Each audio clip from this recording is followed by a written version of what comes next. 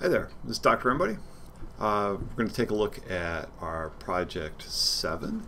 The idea here with this project is to take some real data and answer a question that has been posed in politics recently. The idea is that, rather than listening to what they say, let's grab some real data and draw our own conclusions. And so in this case, there's hearings, and so what did some old hearings cost? And oh yeah, we've got data on those, but we have to adjust them for inflation.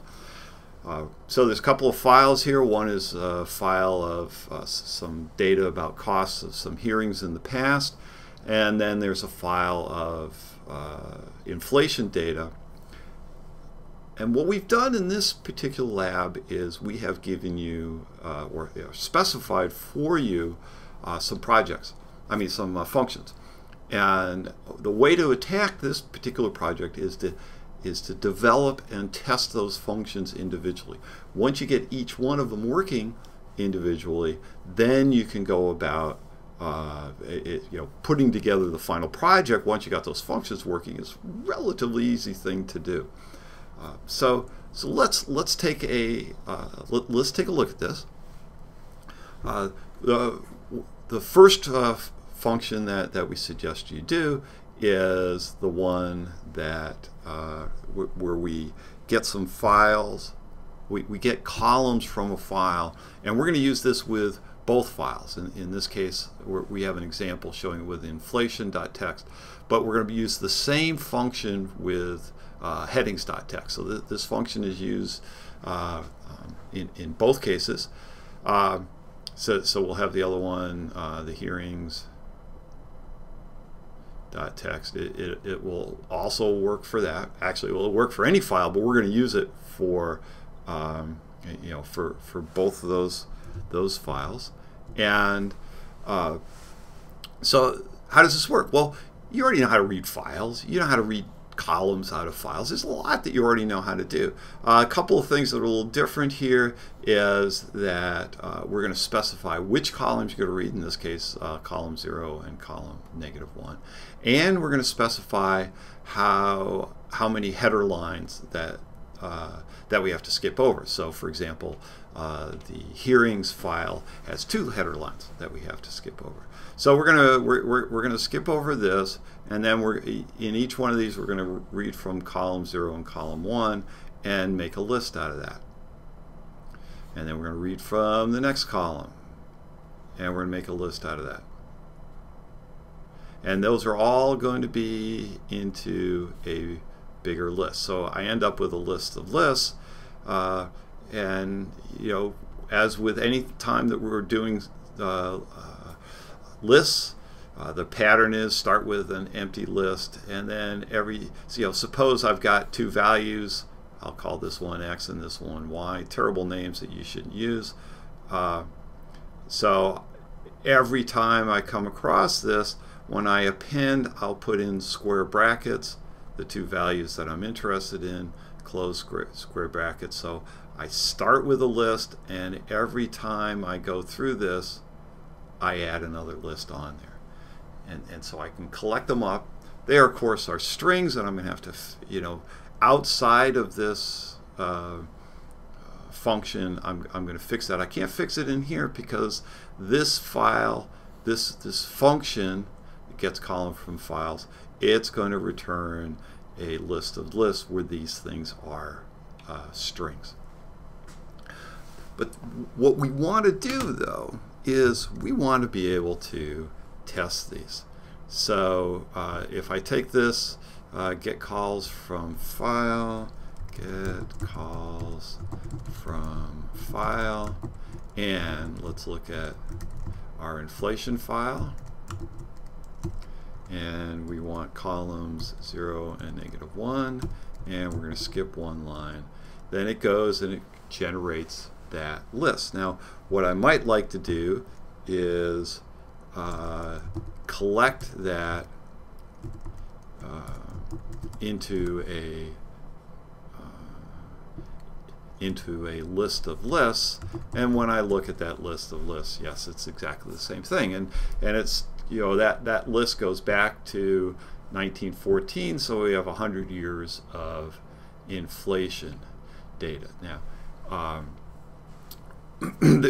I can walk through that list for item in list of lists, and I can print each list. Okay, that looks like the same thing. The other thing that I can do is I can look at item 0 and item 1, because I know each one has two things in it, two parts to the list. The other thing that you might not have thought of is, because I know there's exactly 2 items here, I can grab them as and name them as those 2 items. And so some of you might find that a little easier to read, to do it that way. Okay, it does the same thing, but that because I know that there are exactly 2 things in here, right? My list has, each list has 2 items. I can now use 2 names, any names I want, separated by a comma, and so every item that comes out of this list of lists I know has exactly 2 things in it. So I can use that kind of notation. Again, it's what you think you want, and so I can use this now. I can use this with any file. Suppose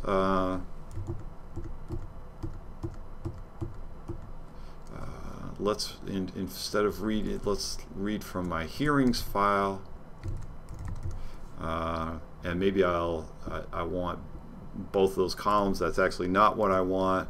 Let's make this my second list here, and what did I get out of this one? Well, there's the information.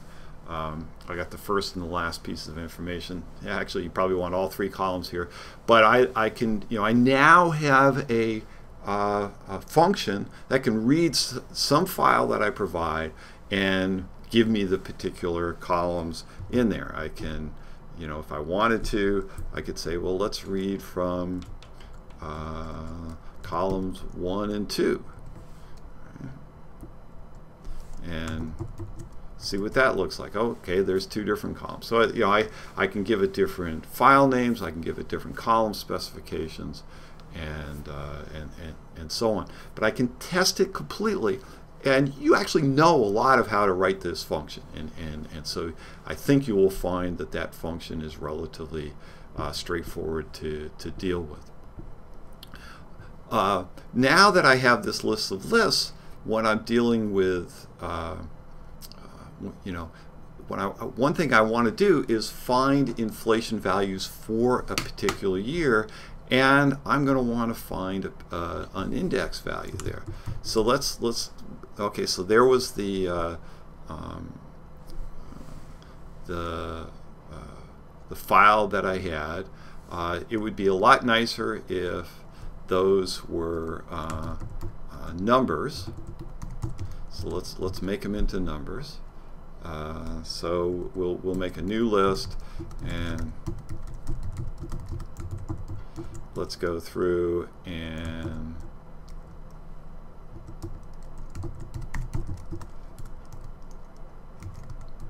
we'll append on to that. Let's see, I want to make the first one into an int, and I want to make the second one into a float.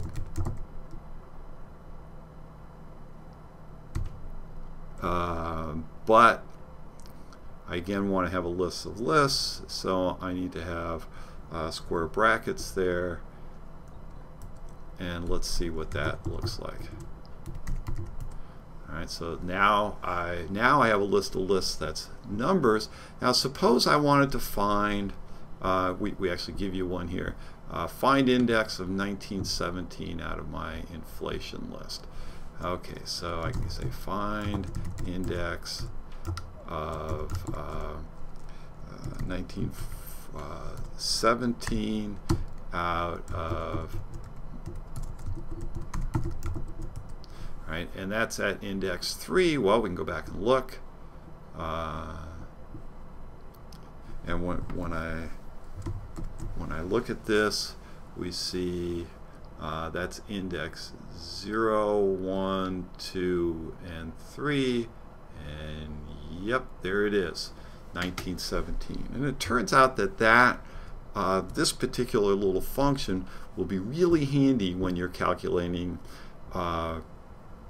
the inflation, because now you know where now you can find the particular value for 1917. And we're going to later on, when we get to dictionaries, we'll find a better way to do that, but we're not letting you use dictionaries here because we're asking you to practice with this. And again, now that you can get values out of this list, this inflation list, we can go about calculating, making an adjustment for inflation. And this is a case where you're going to want to try this with pencil and paper. So we actually give you a particular example here. Adjust for inflation, and let's see, we give you a particular example here, 14.4 in 2002.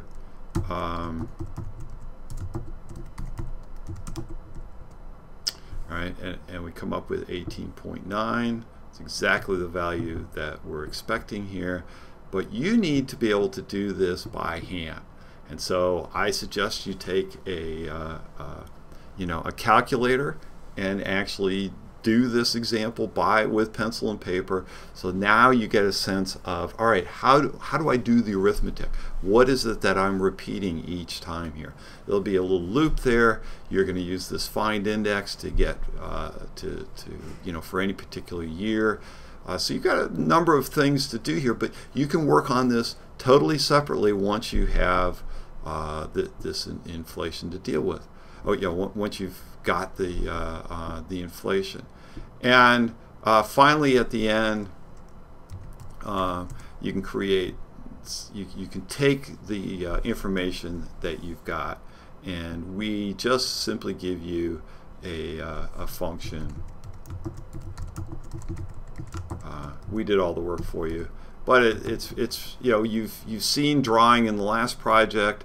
This goes and just draws a bar graph. It's kind of an interesting function, because the challenge here that we've done the work for you on this one is that what's nice to do is to have these names be at a 45-degree angle and center them in the bars, and that's in fact the work that we did in that in the function that we provide for you to do that.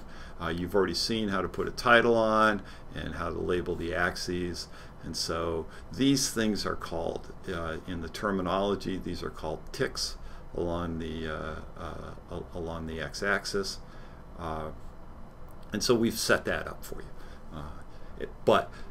And this will work for lists of any length. And so I can change my x and my y, and that'll change for you. So we can actually change the files, and the graph will change. And of course, when we're testing it, that's exactly what we will do for you. So get those functions working. Once those functions are working, the rest of the project is actually pretty straightforward. So good luck.